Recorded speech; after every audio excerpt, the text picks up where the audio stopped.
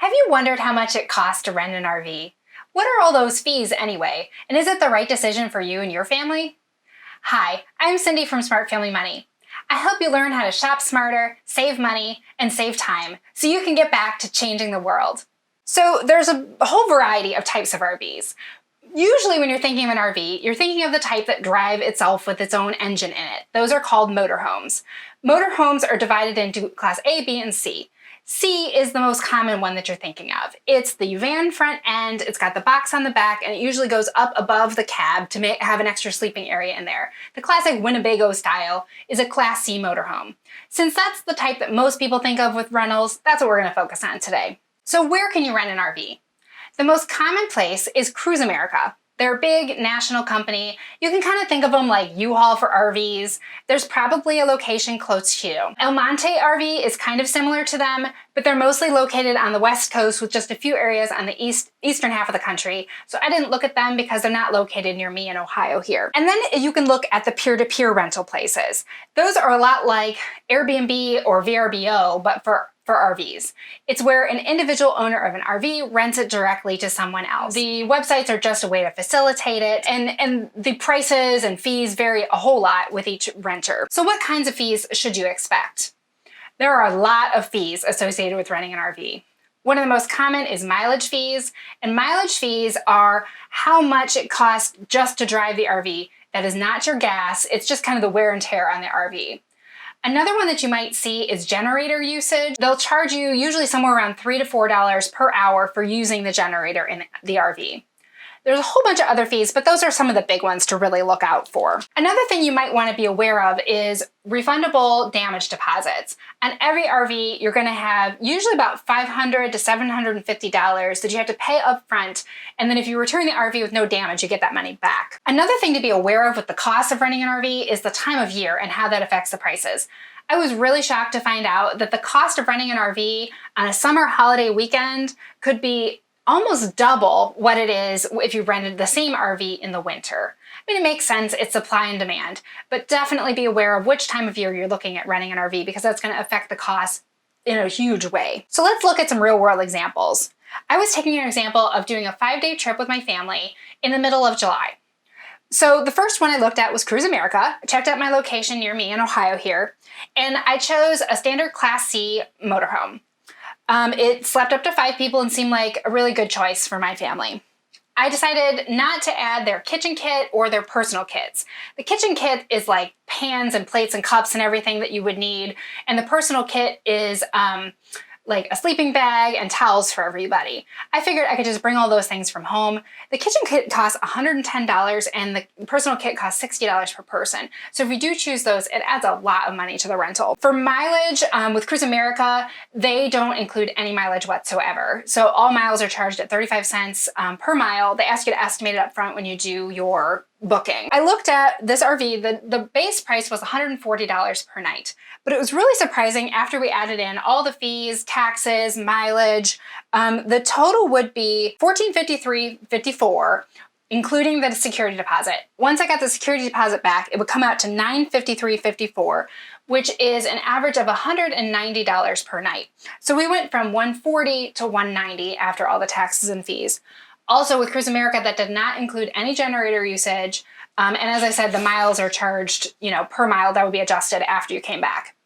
Now to look at an example from the peer-to-peer sites, I chose a Class C similar motorhome.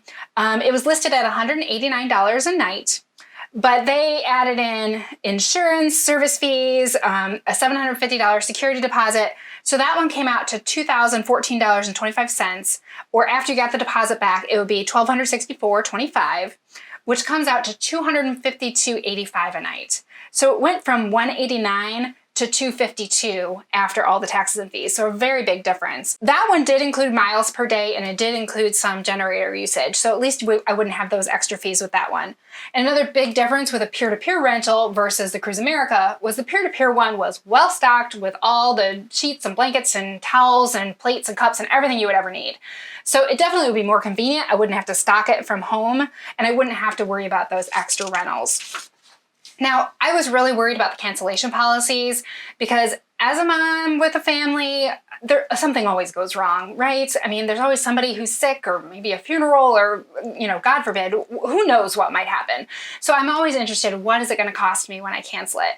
I was surprised that with Outdoorsy and RVShare, the peer-to-peer rentals, the cancellation policies were quite strict. You can check out this chart I have. I know it's a little bit much to digest, but basically it comes down to Outdoorsy is a little bit more flexible than RVShare, and CruiseAmerica is way more flexible than the two peer-to-peer ones.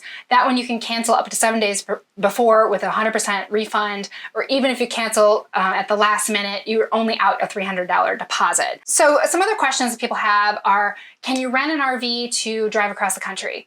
Absolutely. People do it all the time and drive thousands of miles in a rented RV. If you're going to do that, you definitely want to pay attention to the mileage costs, because that could really add up if you're driving thousands of miles. So look for something maybe that's unlimited mileage, or, has some mileage included. Another question a lot of people have is, can you get an RV in one state and drop it off in another? Absolutely. You're just going to pay more for delivery of the RV or pickup from the other way.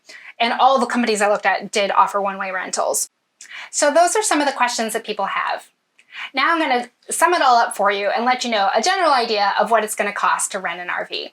Before I do that, if you and your family are thinking about renting an RV, please use the links I have below. They're affiliate links. I earn some money if you book through there, and it would really help me out if you used my links. Thanks. So here's my summary.